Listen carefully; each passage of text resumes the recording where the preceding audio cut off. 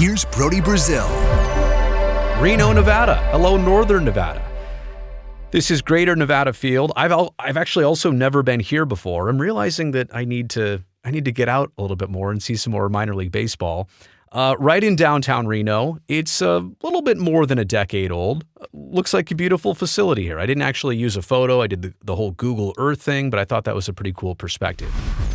Challenge is here in Reno, only 6,500 physical seats. Now, again, the same idea where the capacity is much more than the actual seat total.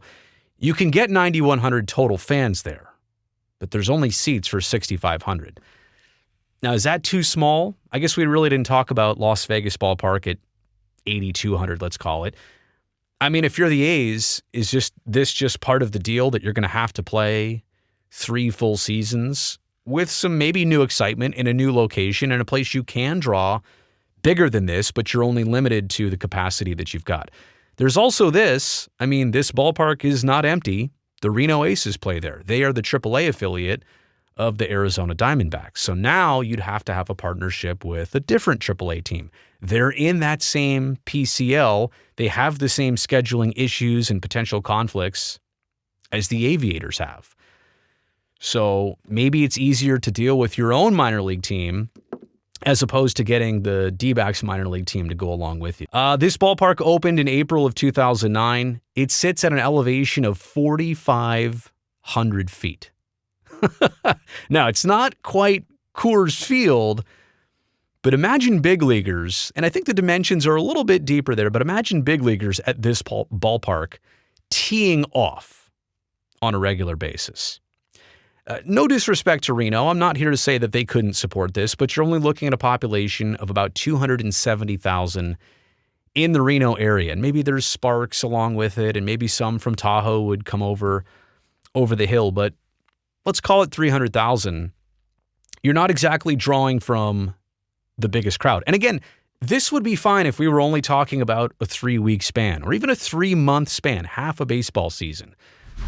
We're talking about 3 full Major League Baseball seasons.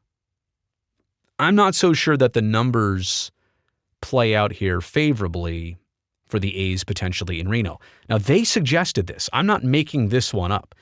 In one of the final presentations from Jeremy Aguero and Steve Hill, they mentioned that Reno was on the table for consideration. Now, why would they mention this? Partially because the state of Nevada and lawmakers from the northern half of the state had to make decisions on the A's and what they would do as part of these kind of middle ground years. And maybe it's a concession, maybe it's a perk for northern Nevada. And being part of the, $180 million of transferable tax credits that the state of Nevada is giving out, maybe this is a perk to have the A's play in Reno, get a little bit of revenue going and tax money going and ticket money going for Reno more than anything else. Maybe it's not the greatest situation, but maybe this is kind of a favor to Reno. But do the numbers even work? Is this possible? Is this even logistical?